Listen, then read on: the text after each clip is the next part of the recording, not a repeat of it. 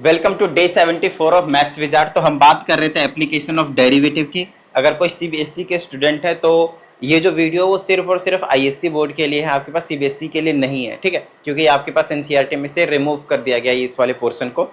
Tangent and normal ये जो portion है वो आपके पास सिलेबस में नहीं, फिर से बता देता हूँ। और आज मैं कंसेप्ट बता रहा हूँ और अगले 2 से 3 दिन तक मैं इसके बेस पे क्वेश्चंस भी करवाऊंगा। इसका मतलब ये है कि अगले 2 दिन तक का भी आपके सिलेबस में नहीं रहने वाला है। मैं हर वीडियो में बता दूंगा कि वो आईएससी का है, यही 2-3 वीडियो में जो भी रहेंगे। उसके बाद आपका क्योंकि जो सारा सिलेबस है लगभग बिल्कुल सेम हो गया।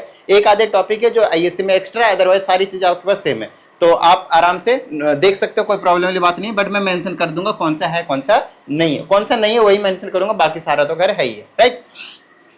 ओके, तो बात करते हैं। आज हम टेंजेंट एंड नॉर्मल की बात करेंगे, लेकिन टेंजेंट एंड नॉर्मल के डायरेक्टली वहां पे उस वाले कॉन्सेप्ट पे पहुंचने से पहले हमें कुछ बेसिक चीजों के बारे में देखनी है। वो सभी चीजों जैसे हमने 10th क्लास में किया हुआ आईएससी में, और आपके पास 11th क्लास में भी किया हुआ है, इन सभी चीजों का जो कॉन्सेप्ट है वो हम यहाँ पे यूज करने वाले हैं। जैसे कि यहाँ पे जो हम कॉन्सेप्ट यूज करेंगे वो यूज करने वाले स्ट्रेट लाइन के कॉन्सेप्ट्स को, ठीक है ना, स्ट्रेट लाइन के कॉन्सेप्ट्स को। और स्ट्रेट लाइन में सबसे पहले जो आपके पास कॉन्सेप्ट आता था वो होता था स्लोप। तो आपको पता है कि स्लोप कुछ और नहीं है, इंक्लिनेशन है। क्या है? इंक्लिनेशन है कि कितने एंगल पे कोई भी लाइन है एक्स एक्सिस के रिस्पेक्ट में इंक्लाइंड है, राइट। जैसे मेरे पास ये एक्स एक्सिस हो गया, ये वाई एक्सिस हो गया, तो एक लाइन लेते हैं कि इस तरीके से एक्स एक्सिस के साथ कितना एंगल बना रहा है, थीटा एंगल बना रहा है मान लेते हैं। बस उसी को कहते हैं इंक्लिनेशन, उसी को कहते हैं स्लोप। समझ में आई इतनी बात?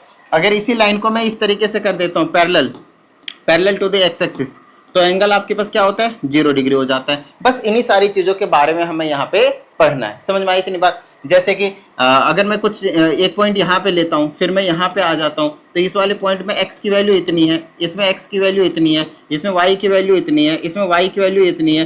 तो x की वैल्यू अगर मैं चेंज कर रहा हूँ तो y की वैल्यू भी चेंज हो रही है। बोलिए हाँ या नहीं? इसका मतलब ये है कि change in y divided by में चेंज इन x को ही आपके पास स्लोप कहा जाता है, और कुछ भी नहीं। y में कितना चेंज हुआ और x में कितना चेंज हुआ, बस इसी चीज को क्या कहा जाता है? स्लोप कहा जाता है, और कुछ भी नहीं। ठीक है यहाँ तक? अच्छा, अगर हम आपको पहले की कंडीशन बताएं स्ट्रेट लाइन की, सिर्फ स्ट्रेट लाइन की, तो आपको मैंने स्लोप के 2 फॉर्मूलेज बताए थे, राइट।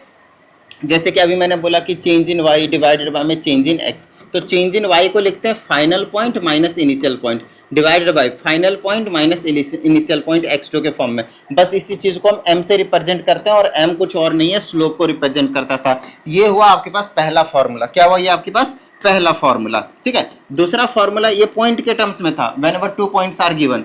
और दूसरा फॉर्मूला m का था ना, एंगल के टर्म्स में, और वो लेते थे y upon x perpendicular upon base, क्या होता था? 10। तो ये हो जाएगा आपके पास tan थीटा। और अब हम तीसरा फॉर्मूला आप लोगों को बताने वाले हैं, और तीसरा कोई नया नहीं है, यही है, change in y upon change in x को बस हम dy अपॉन में dx की बात करते हैं, क्योंकि बहुत ज्यादा छोटी चेंज की बात कर देते हैं, और कुछ भी नहीं। इसका मतलब ये है कि y कोई अगर कर्व होगा, हमारे पास कोई फंक्शन होगा, अगर हमने उसका डेरिवेटिव कर दिया तो वही आपका स्लोप होने वाला है। जैसे कि ये कर्व है, कर्व की इक्वेशन दे रखा है, किसी पर्टिकुलर पॉइंट पे आपसे पूछ लिया जाएगा कि उसकी टेंजेंट की इक्वेशन बताओ, तो टेंजेंट इस तरीके से पास हो रहा होगा इस वाले पॉइंट से, सिंपल सी बात है। तो उसका सबसे पहले आपको क्या पता करना पड़ेगा? स्लोप। और ये वाला पॉइंट आपके पास गिवन होगा, x1 y1 मान लेते हैं, x1 y1 मान लेते हैं। तो हमें इसकी क्या करनी पड़ेगी भाई? इक्वेशन जो है वो बनानी पड़ेगी। क्लियर है यहाँ तक? तो इसकी इक्वेशन कैसे बनाएंगे, कौन कौन से फॉर्मूलेज का हम यूज करते हैं, वही सारी चीजें मैं यहाँ पे आप लोगों को बताने वाला हूँ। इन तीनों के बारे में टेंशन मत लीजिए। जैसे कि ध्यान से समझिएगा,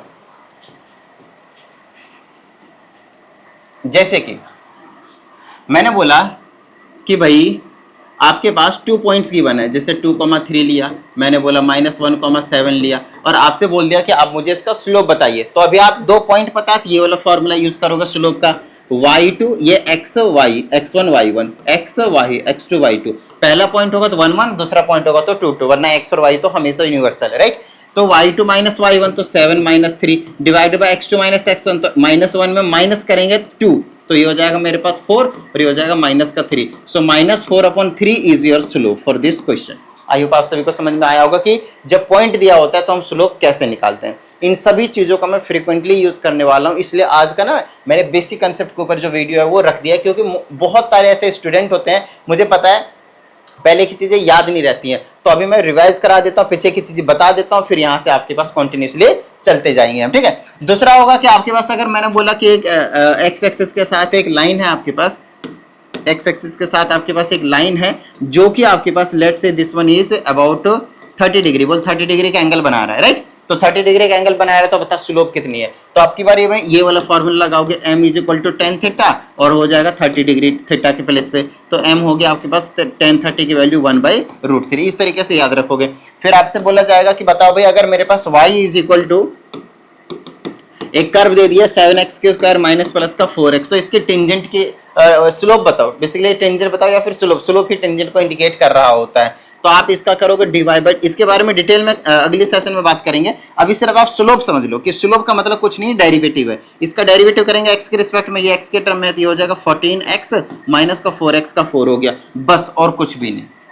बताओ ये तीन चीजें क्लियर हुई, फटाफट जल्दी से बता दो। आपको तीन तरीके से स्लोप निकालना आना चाहिए। पहला जब 2 पॉइंट्स गिवन हो, दूसरा जब एंगल गिवन हो, और तीसरा जब आपके पास y कोई फंक्शन गिवन हो तो हम उसका डेरिवेटिव कर देते हैं तो हमें स्लोप मिल जाता है। आई होप आप सभी को यहाँ तक कोई भी प्रॉब्लम नहीं होगी। स्लोप ये लोग बोलेंगे कि x की वैल्यू 1 पे निकालो, 2 पे निकालो, 3 पे निकालो, तो यहाँ पे x की वैल्यू पुट कर देंगे स्लोप निकाल डेरिवेटिव करने के बाद।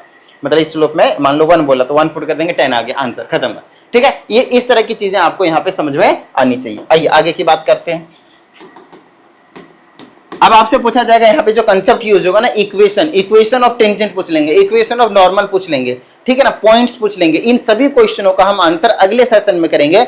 आज उनको आंसर करने के लिए मैं जिन बेसिकली आप बोल सकते हैं कि इंस्ट्रूमेंट की जरूरत पड़ेगी ना, आप बोल सकते हैं जिन वेपन्स की जरूरत पड़ेगी वो आज हम यहाँ पे तैयार करने वाले हैं। तो चलिए तैयारी करते हैं भाई। सबसे पहले आपके पास इक्वेशन ऑफ स्ट्रेट लाइन की बात करते हैं, ठीक है। इक्वेशन ऑफ स्ट्रेट लाइन, तो इक्वेशन ऑफ स्ट्रेट लाइन भी बहुत अलग अलग तरीके से बनाए जाते हैं, इस चीज का थोड़ा ध्यान रखिएगा। इक्वेशन ऑफ स्ट्रेट लाइन आपके पास बहुत अलग अलग तरीके से बनाया जाता है और यही आपके पास मेन कंसेप्ट है, जिनमें से पहला है आपके पास 1 point slope form, 1 point slope form, और यही आपके पास सबसे ज्यादा मोस्ट यूज्ड फार्मूला है। ये क्या है आपके पास? Most used formula, most used है, ये आपके पास सबसे ज्यादा यूज होने वाला है। इसमें होता है आपके पास y माइनस का y1 is equal to m फिर ब्रैकेट में x माइनस का x1। अब इसका कंसेप्ट थोड़ा सा समझिएगा अच्छे से और कुछ भी नहीं। जैसे y माइनस का y1 लिखा है, m x माइनस x1 लिखा है, तो ये वाला जो x1 और y1 ये जो पॉइंट होता है ना, वही होता है आपके पास गिवन पॉइंट। क्या होता है ये? Given point. ये जो आपके पास 1 पॉइंट लिखा है ना मैंने, ये जो 1 पॉइंट है, तो यही वो पॉइंट है जो आपके पास गिवन होंगे, ठीक है। अच्छा, ये जो m है आपके पास वो स्लोप को रिप्रेजेंट कर रहा होगा, जैसा कि इसका नाम ही सजेस्ट कर रहा है कि 1 पॉइंट होगा और एक स्लोप होगा। जब एक पॉइंट दिया होगा x1 y1 और m स्लोप दिया होगा, तो x और y के टर्म्स में तो आपके पास इक्वेशन ही बनती है। स्ट्रेट लाइन की इक्वेशन क्या होती है? General form ax plus by plus c equal to 0, यही तो बताया था। तो x और y के टर्म्स में तो आएंगे abc आपके पास any real number over here, right. Okay fine. तो आप ध्यान रखना है आपको कि x1 y1 आपको पता रहेगा और m आपके स्लोप पता रहेगा, बस यहाँ पुट करेंगे तो इक्वेशन आ जाएगा। एक एग्जांपल लेते हैं, एक चीज आपको बेहतरीन तरीके से पता है कि ये लाइन कुछ इस तरीके से पास हो रहा है, बिल्कुल 45 डिग्री पे दे रहा हूँ, तो ये 2,2 हो जाएगा, मान लेते हैं। x की वैल्यू 2, y की वैल्यू भी 2 मान लिया मैंने, और ये 45 डिग्री माना है। अच्छा 45 डिग्री माना है तो थीटा सॉरी स्लोप कितने होंगे? स्लोप होगा 10 45 की वैल्यू कितनी होती है? 1, तो स्लोप हो गई 1। तो एक पॉइंट ये पता है, एक पॉइंट ये पता है, मुझे इस लाइन की इक्वेशन बतानी है। इस लाइन की क्या करनी है? मुझे इक्वेशन बतानी है। तो चलो निकालते हैं। जैसे कि y एज इट इज छोड़ूंगा, माइनस y1 x1 y1 के जगह 2 इज इक्वल टू m के जगह 1 ब्रैकेट में x माइनस x1 x1 के जगह अगेन आपके पास 2 है, तो हो जाएगा y minus 2 is equal to x minus का 2। इधर उधर कर देते कम बन जाएगा हमारे पास। x को इधर ले आओ, इनको उधर ले जाओ, तो x माइनस का 2 और इसको उधर ले जाएंगे तो क्या हो जाएगा मेरे पास? माइनस का y और प्लस का 2 इक्वल टू 0। इससे ये कैंसिल हो जाएगा और बचा मेरे पास x minus y equal to 0 और x is equal to y बन गया। मतलब एक ऐसी लाइन निकल कर आएगी जहां पे आपके पास x और y क्या होंगे? हमेशा इक्वल होंगे 45 डिग्री के एंगल पे। आपको पता है x is equal to y का ग्राफ भी आप लोगों को मैं सिखा के आ रहा हूं, इस तरीके से होता है, इस तरीके से पास होता है। हमेशा आप कोई भी पॉइंट चूज कर लोगे इस लाइन पे, हमेशा x और y की वैल्यू सेम आएगी, हमेशा x और y की वैल्यू सेम आएगी। इसीलिए तो ये ऐसा इक्वेशन आया है, देखो ऐसा इक्वेशन आया। समझ में आई इतनी बात? डन है। चलो ठीक है, आगे की बात करते हैं अब हम। ये हुआ 1 पॉइंट स्लोप फॉर्म। क्या 1 पॉइंट स्लोप फॉर्म के साथ साथ आपके पास और भी कोई फॉर्म होता है? यस, दूसरा होता है आपके पास 2 पॉइंट फॉर्म। 2 पॉइंट फॉर्म क्या होता है? 2 पॉइंट फॉर्म। मैं कहता हूं ये 2 पॉइंट फॉर्म का मतलब है आपको 2 पॉइंट दिया होगा और दोनों पॉइंट से हमें इक्वेशन बनानी होगी किसी स्ट्रेट लाइन की। जैसे कि मैंने एक लाइन लिया, यहां पे मैंने बोल दिया -4,3 और यहां पे बोल दिया मैंने 4,0, लेट से -4,3 और यहां पे 4,0 है, लेट से मैंने बोल दिया। ठीक है, अब आगे ध्यान से सुनिएगा। मैंने बोला आप इसका इक्वेशन निकाल दो। मैं कहता हूं 2 पॉइंट फॉर्म कुछ और नहीं है, यही है। ये जो 1 पॉइंट फॉर्म बताया यही है। मैं कहता हूं यही लिख डालो, फटाफट लिख डालो। बोलोगे सर y माइनस का y1 is equal to m bracket में x माइनस x1। अब बोलोगे सर ऐसा कैसे हो सकता है, वो 1 पॉइंट स्लोप फॉर्म था, उसमें स्लोप पता होता था, यहां तो हमें स्लोप पता ही नहीं है। बिल्कुल सही बात, आइए समझाता हूं, ध्यान से समझिएगा। मैं कहता हूं आपको जब 2 पॉइंट्स पता होते हैं तो आप स्लोप कैसे निकालते हो, कैसे निकालते हो? अभी पीछे बताया ना, m के जगह y पटक दो, y2 minus y1 divided by x2 minus x1 और आपके पास x माइनस x1 यहां आ गया। लो भाई हो गया क्वेश्चन। बता दो अगर किसी भी स्टूडेंट को किसी भी तरीके का कोई भी प्रॉब्लम हो तो जल्दी से भाई फटाफट बताओ। यहां तक समझ में आई इतनी बात? 2 पॉइंट स्लोप फॉर्म समझ में आ गया होगा। अब आपके पास जो फर्स्ट पॉइंट होता है उसको हम x1 y1 बोलते हैं, सेकंड पॉइंट होता है x2 y2 बोलते हैं। x और y को छोड़कर बाकी सबकी वैल्यू सब्स्टिट्यूट हो गई, इक्वेशन तैयार हो गई जो भी हमने पीछे तैयार किया हुआ है। बताओ किसी भी तरीके का कोई भी प्रॉब्लम यहां तक तो डन है यहां तक? चलो आगे की बात करते हैं भाई।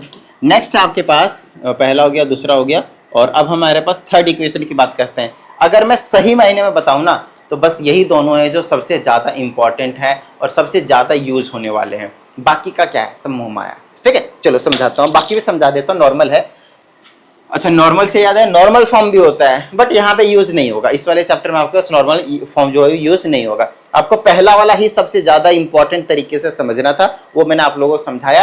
अब दूसरा वाला भी और समझा देता हूँ। ठीक है, एक होता है आपके पास स्लोप फॉर्म या फिर एक होता है स्लोप इंटरसेप्ट फॉर्म। पहले समझते हैं, ये भी बहुत ज्यादा यूज होता है भाई, स्लोप इंटरसेप्ट फॉर्म ये भी यूज होता है, इसको तो भूल ही गए हम। स्लोप इंटरसेप्ट फॉर्म, टेंशन मतलब सारी चीज बताएंगे। ठीक है ना, स्लोप इंटरसेप्ट फॉर्म। ये स्लोप इंटरसेप्ट फॉर्म का क्या कहना है वो चीज समझना है।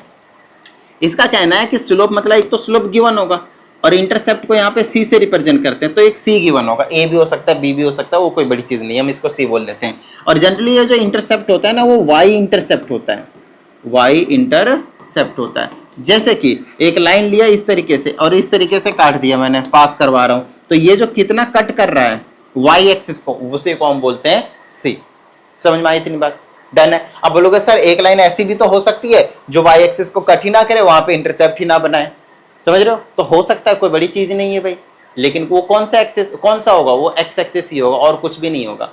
वो सिर्फ और सिर्फ क्या होगा आपके पास, एक्स एक्सिस होगा, उसके अलावा कुछ भी नहीं हो सकता।